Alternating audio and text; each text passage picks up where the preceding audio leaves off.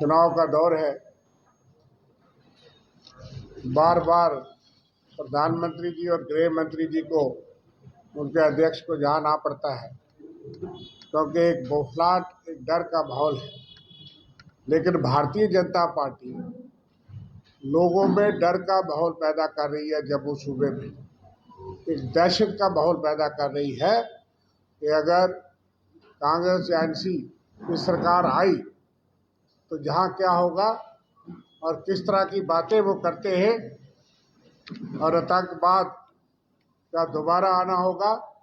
लेकिन गृह मंत्री जी को मैं याद दिलाना चाहता हूं कि 2014 से लेकर 10 साल से सत्ता में भारतीय जनता पार्टी है।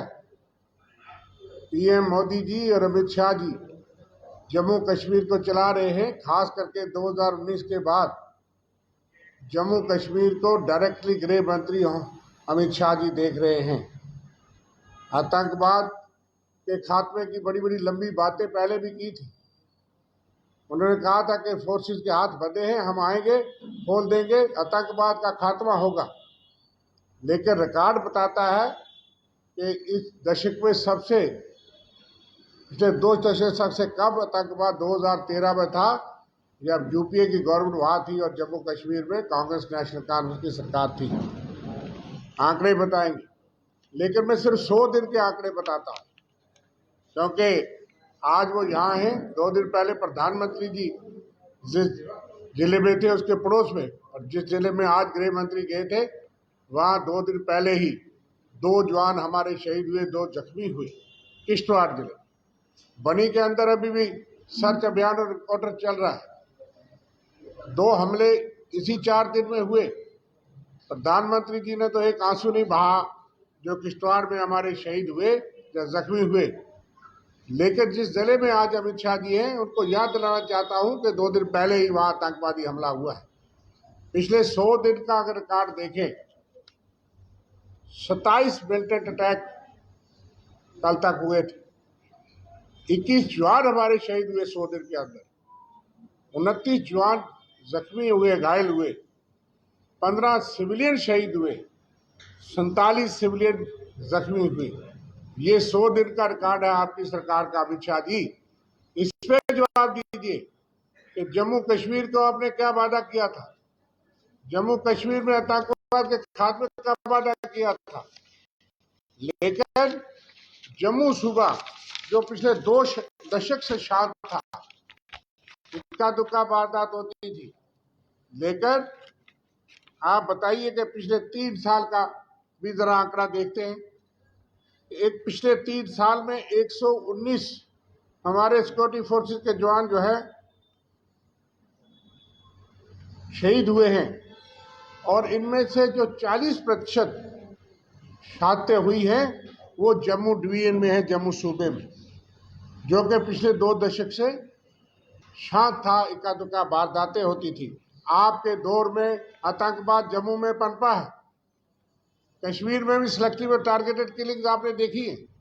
कश्मीरी पंडित भाई, हमारे जम्मू के मुलाजम, बाहर के जो वर्कर कश्मीर के अंदर पिछले 30 साल से काम कर रहे थे, उनको भी चुन चुन के सिलेक्टिवली वहां शहीद किया गया। हमारे पुलिस के रिटायर्ड और सर्विस पर्सनल को किया गया।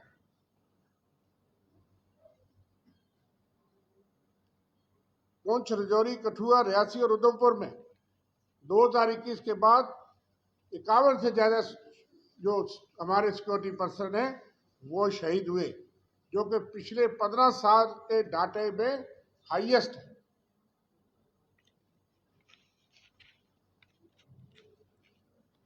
अगर मैं इनकी याद दिलाऊं, 9 जून को रियासी में 9 यात्रियों की हत्या की गई। सड़क हाईवे पे चलते हुए टेररिस्ट अटैक हुआ लोकसभा इलेक्शन के दौरान, और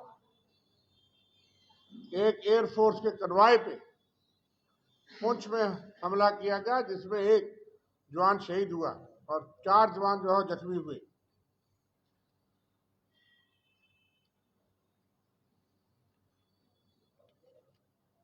इसी तरह से जुलाई 15 4 आर्मी जवान जो है वो डोडा में शहीद हुए। बहुत सी ऐसी वारदातें हैं कि मैं उनका जिक्र करूंगा, लंबा हो जाएगा, कि कश्मीरी पंडित के कैंप बेसू पंडित कॉलोनी में 900 में से 300 जो रेजिडेंट्स है वहाँ के रहने वाले, उनको जब वो दहशत फैली तो इनको इन्होंने अंदर रोक लिया ताकि वो वहाँ से यहाँ ना आ सके। आपने देखा कि जम्मू के अंदर 5,500 एम्प्लॉइज जो है दिसंबर 2022 में जो है वो यहाँ पे वहाँ से पलायन करके आए, और इनमें से ज़्यादातर वो लोग जिनको कांग्रेस पार्टी ने मनमोहन सिंह के पैकेज के तहत कश्मीर में मुलाजमत दी गई, वहाँ बसाया गया। और आज ये बातें करते हैं, आपके दौर में मिलिटेंसी फैली, आपके दौर में मिलिटेंसी उभरी। 2022 31 दिसंबर को आपने दावा किया कि जम्मू सूबे से एक भी आतंकवादी जो है वो हमने नहीं छोड़ा, और 25 जनवरी 2023 आप सबको देश को याद है कि धांगरी के अंदर 7 निर्मम माइनॉरिटी हिंदू कम्युनिटी के लोगों को शहीद किया गया। आज तक उसका पता नहीं लगा और वो लोग इंसाफ मांगते हैं। ये आपका दौर था। और इसके साथ अगर बात करें, जो हमारे यहाँ आतंकवाद के साथ एक ड्रग और नार्को टेररिज्म है, उसका रिकॉर्ड भी आपका दर्शाता है कि आप कैसी हुकूमत चला रहे हैं। आपके दौर में टेररिज्म और नार्को टेररिज्म पे कितना काबू आपने डाला। 2023 में जम्मू कश्मीर ड्रग का एक बहुत बड़ा अड्डा बना। 1500% इंक्रीज है ड्रग एडिक्शन में। 2018 के बाद 1500% बढ़ोतरी हुई है ड्रग एडिक्शन में जम्मू कश्मीर में। 8% पॉपुलेशन जो है वो ड्रग एडिक्टेड हो गई है, 2023 का डाटा है। 4 अगस्त 2023 को पार्लियामेंट्री स्टैंडिंग कमेटी के मुताबिक तकरीबन 13.5 लाख ड्रग यूजर्स हैं, इस्तेमाल करने वाले हैं जम्मू कश्मीर में। आपके दौर में ड्रग का अड्डा बन गया।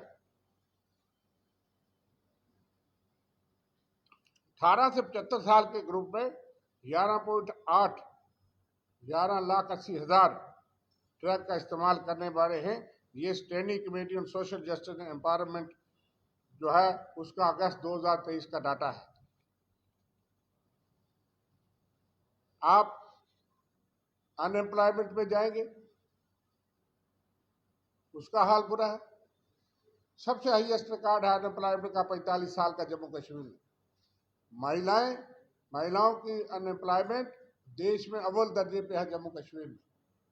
लेकिन security, law and order, terrorism के हालात और आतंकवादी हमलों पे ही आप जवाब दीजिए कि आपकी सरकार अमित शाह जी ने आपने क्या किया। आज जम्मू को डराना चाहते हैं, दहशत पैदा करने चाहते हैं। आपकी एडवर्टाइजमेंट जो आ रही हैं, मुझे नहीं समझ के इलेक्शन कमीशन ऑफ इंडिया उसको कैसे अलाउ करते हैं कि आप दहशत फैला रहे हैं आम शहरियों में, और उन लोगों की, उन पार्टियों के खिलाफ जिनके साथ आप सत्ता में रहे। उस वक्त उनका एजेंडा 370 को मजबूत करने का था। आज तो वो पार्लियामेंट से मांगेंगे कि 370 बहाल होना या नहीं होना। हमारा कांग्रेस पार्टी का मैनिफेस्टो एक आध दिन में आएगा, हमारा अपना मैनिफेस्टो, कल सरकार बनेगी, कामन मैन प्रोग्राम होगा। लेकिन फिर भी प्रेशर ये है कि ये प्रेशर उन पे करते हैं जिनके साथ 3-3 साल सरकार चलाई है, और उस वक्त उनका एजेंडा 370 को मजबूत करने का था, और 370 भी देश के आइन का हिस्सा था। अगर कहीं पे 371 हो सकता है, कहीं पे कोई और प्रावधान हो सकता है, तो जम्मू कश्मीर की जनता अगर हिमाचल जैसा, नॉर्थ ईस्ट जैसा या कोई लैंड, नौकरी और रिसोर्सेज को बचाने के लिए कोई प्रावधान पार्लियामेंट से या देश की सरकार से मांगेंगे तो वो देश नो हो गया। और आपको डर लगता है, क्यों? अगर आपके साथ कोई जुड़ा होता, आपके पास वॉशिंग मशीन भी है, ईडी, सीबीआई, इनकम टैक्स के अलावा बीजेपी के पास वॉशिंग मशीन, जो उनके पास चला जाए वॉशिंग मशीन से वो साफ सुथरा हो जाता है, वो भ्रष्ट भी नहीं रहता। जो दूर चला जाए आपको छोड़ के वो भ्रष्ट भी हो जाता है। जो आपके साथ मिल जाए वो देशभक्त हो जाता है, और जो आपसे दूर हो जाए, जैसे आज आप देख रहे हैं उनके खिलाफ, और यही एक प्रचार है कि वो देशद्रोही, प्रो पाकिस्तान सब कुछ हो गए।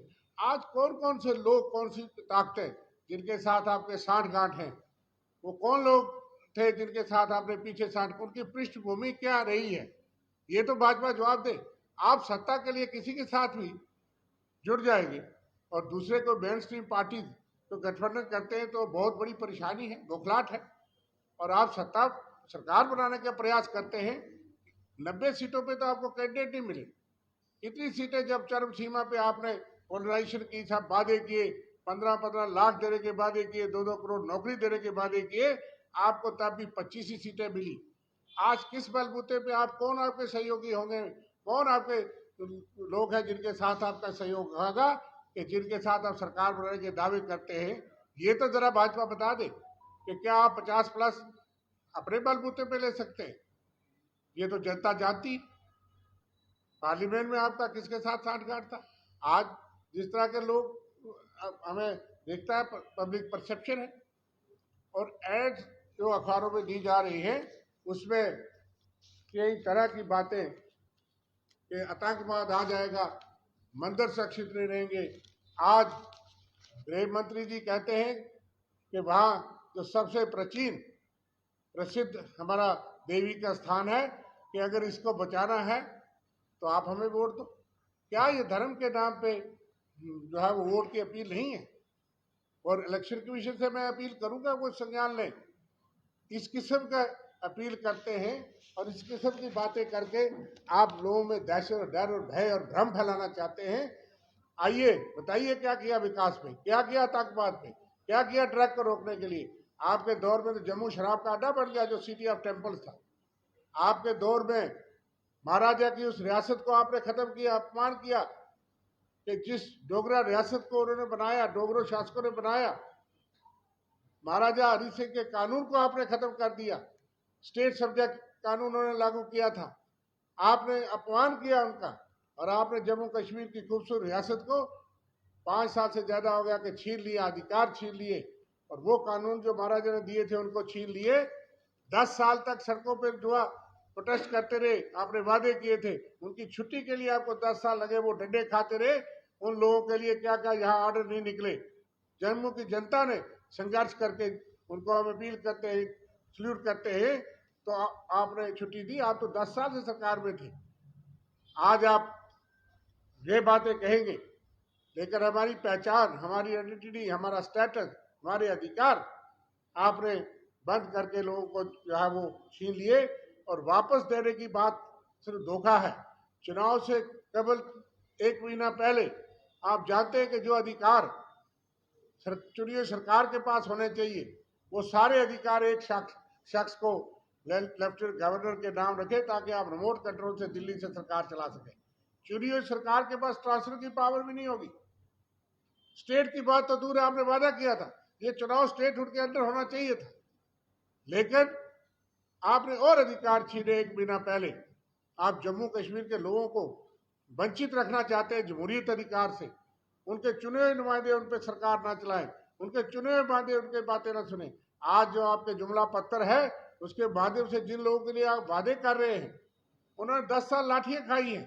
वो बुजुर्ग, महिलाएं बुजुर्ग, ओल्ड एज, विडोज, जो विकलांग हमारे भाई बहन थे, उनको सड़कों पे लाठियां खानी पड़ी, धरने करने पड़े, कि उनको उन्होंने कहा कि जाइए 10 फॉर्मेलिटी करके ऑनलाइन करिए, नहीं तो पेंशन बंद। जज साहब से टेस्ट कराइए, मजिस्ट्रेट से कराइए। जो लोग चारपाई पे हैं, जो लोग विकलांग हैं, दर दर की ठोकरें खाई उन्होंने अपनी उस पेंशन 1000 रुपये के लिए, और आप आज उनके लिए वादे करते हैं। 10 साल तो आपने उनको लाठियां दी, वो डेली वेजेस, वो नीड बेस्ड, वो कंट्रेक्चुअल जिनको आपने वादा किया था पक्का करने के लिए 2014 में, आज 2024 में वो सवाल पूछते हैं कि ऑर्डर निकाल के कहा कि जो मुलाजम जो प्रोटेस्ट करेगा उसकी नौकरी जाएगी। ये जानते नहीं हमारी आंगनवाड़ी वर्कर्स, महिला वर्कर्स, उनके ऊपर किस तरह लाठीचार्ज होते रहे। कौन पढ़ेगा आपके जुमला पत्र को, जो आपके संकल्प पत्र, जो वो संकल्प जुमला पत्र हैं, और आपने 10 साल में जो जहां पे सुप्रेशन किया आम लोगों का, जम्मू के अंदर आप देख लीजिए।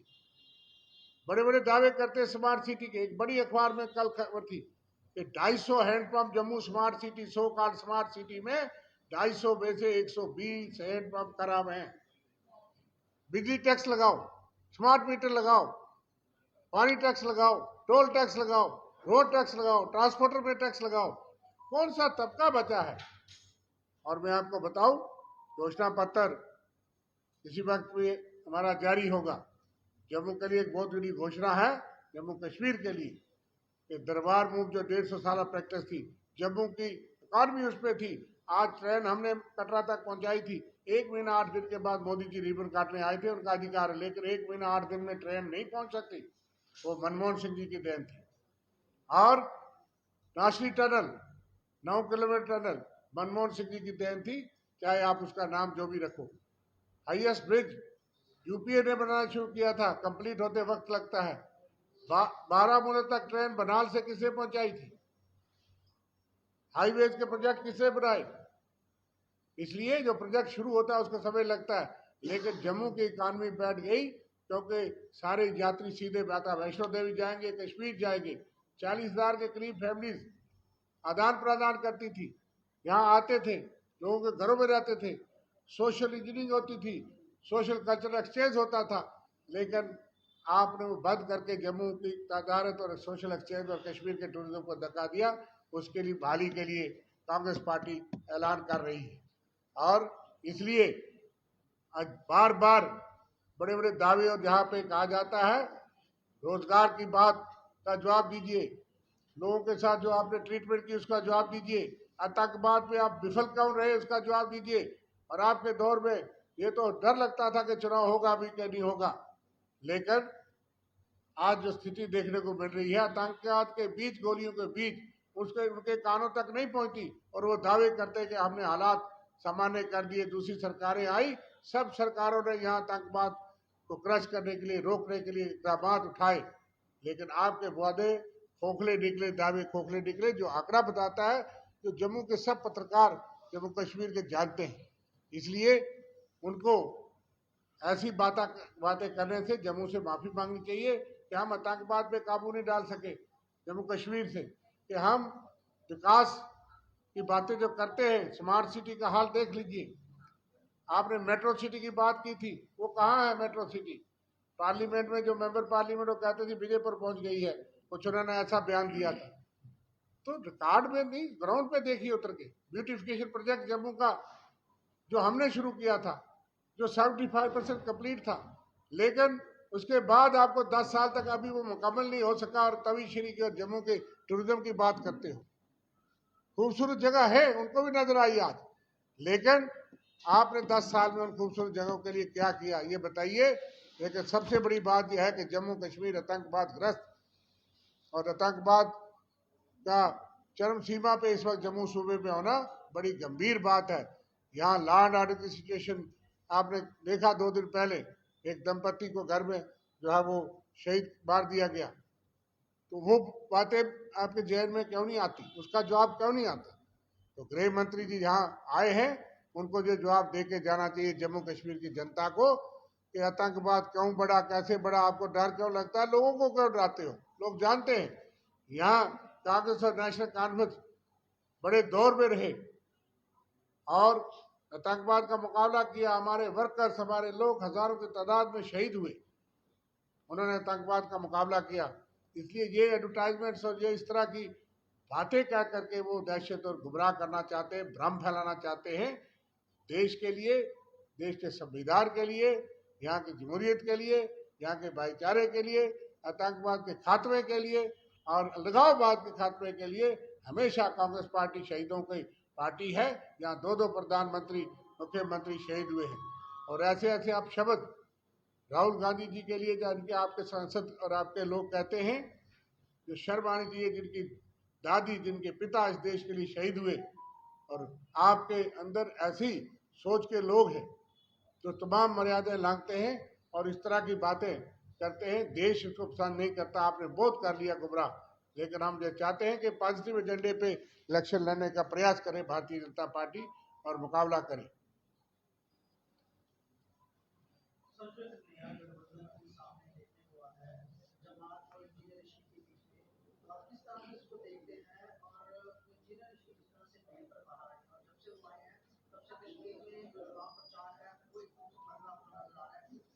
देखिए, बात यह है कि कौन लोग रहे जो पुष्टपनाही करते रहे आतंकवाद की, अलगाववाद की।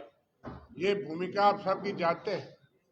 और किसके दौर में वो लोग गठबंधन और इस तरह के लोग आ रहे हैं, हम जुडिशियल प्रोसेस में कमेंट नहीं करते। कौन कौन लोग हैं जो जकाजक जो है वो हीरो बनाए जाते हैं, उसमें सरकार का क्या रोल है कि जिन लोगों के कल तक आप जेल में डालते थे, आज वो चुनाव लड़ते हैं और आज वो लोग कह रहे हैं हमें कोई एतराज नहीं, कोई मेन स्ट्रीम दिल बदल के आए।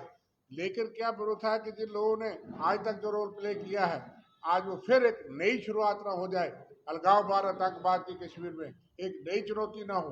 हम ये चाहते हैं कि लोग मेन स्ट्रीम में आए, लेकिन इतने लंबे अरसे तक जो आतंकवाद के बुनियादी रहे हैं, तो उस पर जरा सोच कर संभल के चलना पड़ेगा कि कश्मीर जो उसकी हालत खराब ना हो, आतंकवाद और अलगाववाद जो है वो नए सिरे से कोई ना चले।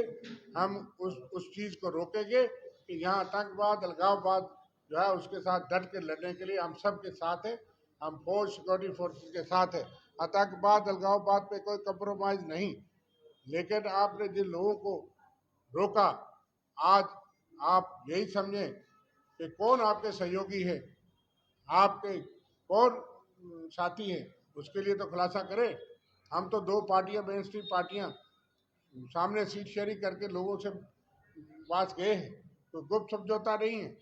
और जो बातें आज उनके पास है वो पहले भी होती रही। देश के प्रधानमंत्री लाहौर गए, कोई और नहीं गया, मनमोहन सिंह जी नहीं गए थे, मोदी जी गए थे। इसलिए वो तो देश की सरकार तय करती है।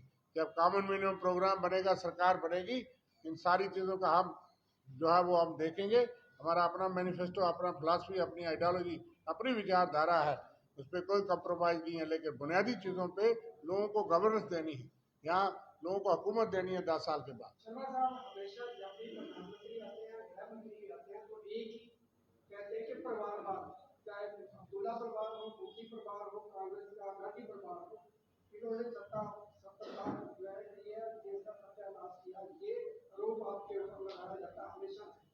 देखिए, बात यह है कि वो जीत के आते हैं और उन परिवारों को लोग अगर वोट देते हैं तो जीत के आते हैं। देश की जमहूरियत है, लेकिन उन लोगों का देश की जमहूरियत में कंट्रीब्यूशन है। जिन लोगों को आप प्रमोट कर रहे हैं उनकी क्या कंट्रीब्यूशन?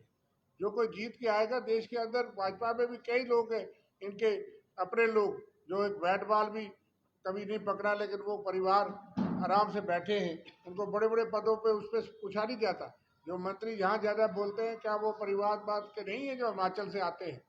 इसलिए जिसमें सलाहियत होगी, जो जनता में जाएगा, जीत के आएगा, वो जमहूरियत में आ सकता है। लेकिन आप अपने घर में तो देखिए कि किन लोगों पे, लेकिन परिवारवाद से ज़्यादा आप उन लोगों को वॉशिंग मशीन से लाते हैं, उनसे खतरा है। जिन लोगों को वॉशिंग मशीन के बाद वो देशभक्त भी हो जाते हैं, वो भ्रष्ट भी नहीं रहते, तो उन लोगों पे नज़र रखने की ज़रूरत है कि किसी की पृष्ठभूमि क्या रही है, क्या विचारधाराएं रही हैं, क्या उनका रोल रहा है। और आपकी पार्टी में जाने से, आपके साथ सहयोग करने से, अलायंस करने से वो लोग देशभक्ति का सर्टिफिकेट देते हैं आपने।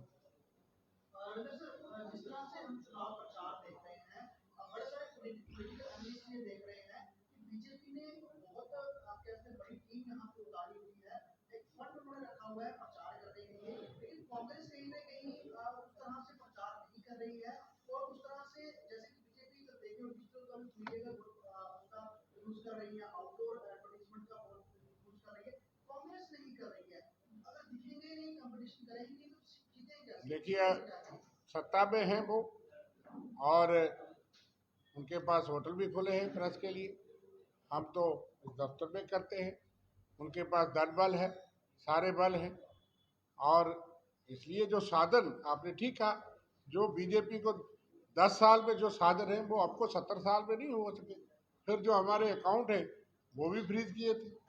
तो इसलिए कांग्रेस पार्टी को दोष तो दिया जाता है, लेकिन अपने घर में देखें कि उनके दफ्तर कैसे 5 स्टार बन गए, हर जगह बन गए, और फिर दूसरों को जो है वो दोष देते हैं। इलेक्ट्रल बॉन्ड में भी पता लगा कितना पैसा है। इसलिए पैसे पे हमारा मुकाबला थोड़ा है उनके साथ।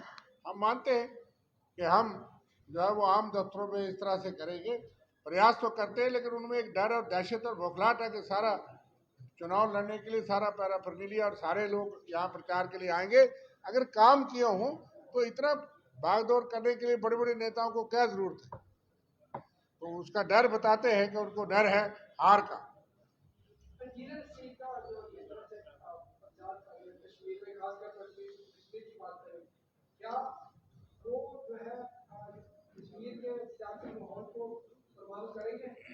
देखिए, आप किसी के प्रभाव की चिंता नहीं करते, मैंने उसका जवाब दे दिया।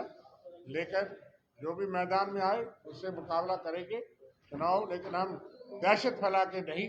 हम ये जरूर प्रश्न पूछ रहे हैं कि उनका रोल क्या रहा है लोगों, ऐसे लोगों का, और क्या रहेगा।